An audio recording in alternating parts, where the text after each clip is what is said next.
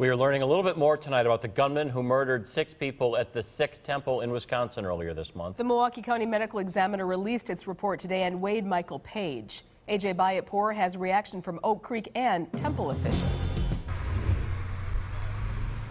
There's things that we have to do in this country to, look at why people do or commit acts like this, and that's a discussion that's going to be ongoing. I hope I'm involved in that discussion because as somebody that's been affected directly, leading a city that has, suffered one of these tragedies, I want to be involved in that discussion. But a community still wants to know why this happened.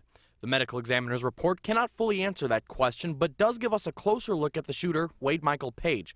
An interview with Page's sister reveals her concerns over a change in demeanor. Kimberly Van Buskirk told investigators that over the last few months, her brother had become more intense and seemed to lose his sense of humor. She also said he had a history of alcohol problems. Well, that's an excuse to me. I mean, I hear people who use alcohol for a lot of excuses. A person, because I know there's a lot of people, probably including standing right here, who've had a drink or two, and it doesn't turn you into a hateful, homicidal maniac. Van Buskirk also confirmed Page had moved to Milwaukee before breaking up with his girlfriend, Misty Cook.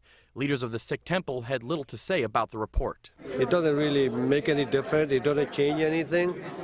But we just feel that his family can live with this too. And we feel sorry for them too, because they are also a victim. Well before this report came out, Page's involvement with white supremacist groups was well documented. Tuesday's release provides more insight, even if it's not an exact motive. We may never know the answers, but it doesn't mean we can't look for them. Oak Creek Police Chief John Edwards says he personally spoke with Page's uncle, who's an assistant district attorney in Denver. Edwards says the relative had no idea Page was involved with hate groups. Mary, Ted? AJ, thank you. While federal investigators continue to look into Page's past, Oak Creek City leadership is reflecting on how they responded to the shooting. The city's mayor, the fire chief, the police chief, all sharing their thoughts in a community forum today. As our Chip Brewster shows you now, they are hoping other towns can learn from what they have been through.